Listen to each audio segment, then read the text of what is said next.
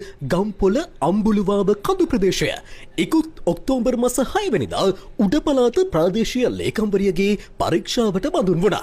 ඒ සැප්තැම්බර් මාසයේ ජනාධිපතිවරණය පැවතිදාට පෙර දින කිහිපයක සිට අම්බුලුවාව කඳු මුදුනේ පස් කැපීම් හා ගල් කැඩීම් සිදුවෙමින් තිබෙන බවට කන්ද පාමුල ජනාවාසවල පදිංචිකරුවන්ගෙන් ලැබුණු පැමිණිලි අනුවයි. අර ඔක්කොම ගලෙන් පල්ලෙහාට පස් දානවද වැටක්වත් නැතුව විශාල පස් ප්‍රමාණයක් දාලා. මැඩම් ඇත්තටම අපි අතන ඇත්තටම සේෆ්ටි ෆෙන්ස් එකක් ගහලා තියෙනවා. එතන ඕන කරන මේවා ටික අරගෙන. ආයෙත් බලන්න ආයෙත් බලන්න. මොනවා හරි මිස්ටේක් එකක් ඉඳලා මේ.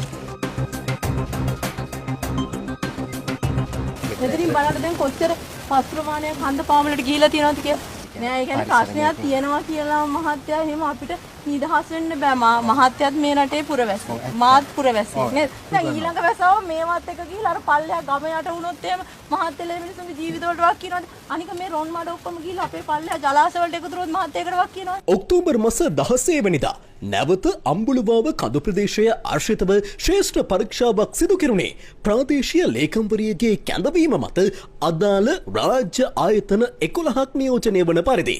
අනතුරුව අභියාචනාධිකරණය අම්බුලුවාව කඳු ප්‍රදේශයේ ඉදි කෙරමින් තිබෙන කේබල් කාර් ව්‍යාපෘතියක් සම්බන්ධයෙන් මැදිහත්වීම වළකාලමින් උඩපළාත ප්‍රාදේශීය ලේකම්වරියට අතුරු තහනම් නියෝගයක් පැනවුවා.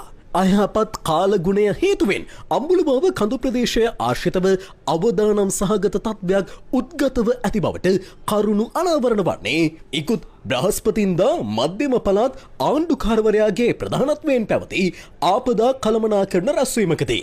එහිදී කෙරුණු නියෝගයක් අනුව එදිනම ජාතික ගොඩනැගිලි පර්යේෂණ සංවිධානය අම්බුලුවාව ආශ්‍රිතව පරීක්ෂාවක් සිදු කරන්නේ ආපදා සහන නිලධාරීවරයෙකුගේ හා ප්‍රදේශයේ ග්‍රාම නිලධාරීවරයාගේද සහභාගීත්වයෙන්.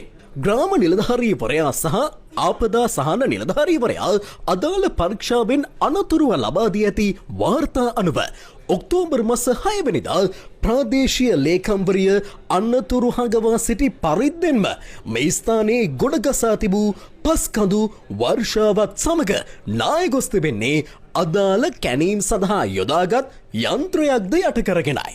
ඊට අමතරව පුපුරවන ලද ගල් කඳු පාමුල නිවෙස් ආසන්නයට පෙරලී තිබෙනවා.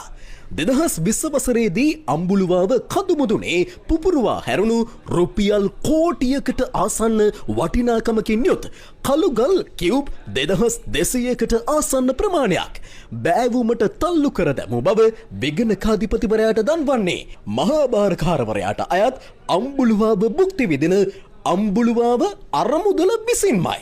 ඉකුත් බ්‍රහස්පතින්දා